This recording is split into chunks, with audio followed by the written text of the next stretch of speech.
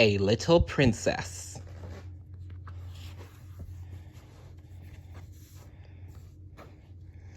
Friendship was also important to Sarah.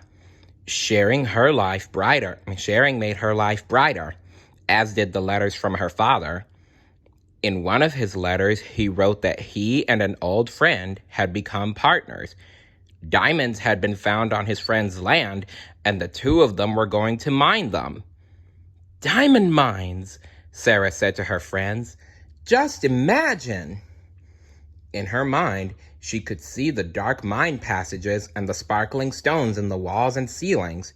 She could see men with picks digging out the diamonds. She made up wonderful stories about it all. Everyone seemed to be interested in Captain Crew's diamond mines. Certainly, Miss Minchin was.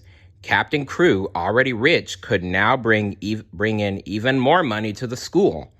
She was especially nice to Sarah. "Your 11th birthday will come soon," she announced one day. "We'll arrange a wonderful celebration." By the time that day arrived, the whole school was in a whirl of excitement. Sarah, in her best silk dress, led the other girls into the classroom. Everyone oohed and awed at the colorful decorations. Then Becky and some of the other servants brought in wrapped box after wrapped box. Miss Minchin gave a speech saying Sarah was a lovely girl and surely deserved this special birthday party. Sarah listened, knowing Miss Minchin didn't mean what she said. Though she was glad to see everyone enjoying the party, Sarah missed her father more than ever. The children crowded around Sarah, clamoring for her to open her presents. She had just begun to do so when Miss Minchin was called away.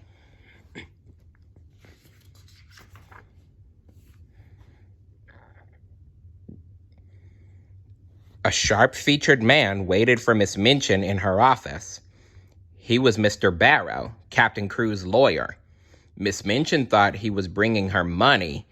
It had been a long time since she received a check from Captain Crew. "Are the diamond mines going well?" she asked Mr. Barrow eagerly. "Diamond mines? Ha!" he said. "Diamond mines spell ruin more often than wealth." Miss Minchin felt faint. "Do you mean to say Captain Crew has lost his money?" "And his life," Mr. Barrow added sadly. "Fever and business troubles." The words struck Miss Minchin like a blow. Not for a moment did she think about Sarah and how sad the child would be. She thought only of herself.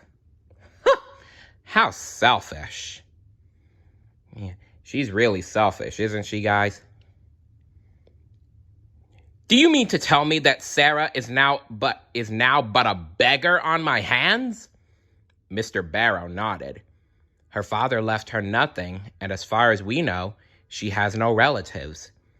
Miss Minchin steadied herself against her desk. "I've been cheated! I've paid all her bills since the last check came. I'll turn her out on the street. That's what I'll do." "I wouldn't do that," Mr. Barrow cautioned. "If people heard about it, they might not send their girls to your school. Keep her here. When she's older, she can work for you." Miss Minchin went white with rage. "When she's older? Ha! She'll work for me now." When Mr. Barrow left, Miss Minchin sent for Miss Amelia. She told her what had happened. "Tell Sarah to find a black dress to put on, then bring her here. The little princess has just lost her crown." When Sarah came into Miss Minchin's office, she was not the happy butterfly child of the party. The black dress she wore was an old velvet one, too short and too tight. Because she couldn't find a black ribbon, her thick black hair tumbled loosely around her pale, stricken face. "I suppose Miss Amelia told you what has happened," Miss Minchin said curtly. "Yes," Sarah answered. "My papa is dead." Miss Minchin's temper rose. "And you are a beggar. I have already sent Mariette away. Now you are alone in the world." Sarah looked the woman in the eye. Although she felt as though her heart had been broken, she didn't cry, and that made Miss Minchin angrier. "Don't put on grand airs with me," the woman said. "You are not a princess. You're like Becky. You'll run errands and help in the kitchen and schoolroom. If you don't do as I say, I'll send you away. Now go." Sarah turned to leave. "Stop," Miss Minchin commanded. "Aren't you even going to thank me?" "What for?"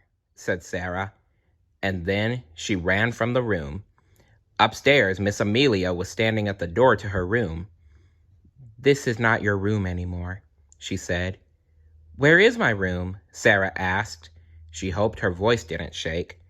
"In the attic, next to Becky's," Miss Amelia told her. Poor Sarah, she lost her father. Her new room was dirty, damp, and bare. There was a rusty iron coal stove, a hard bed with an old faded cover, and a wooden table. The only window was high up near the ceiling.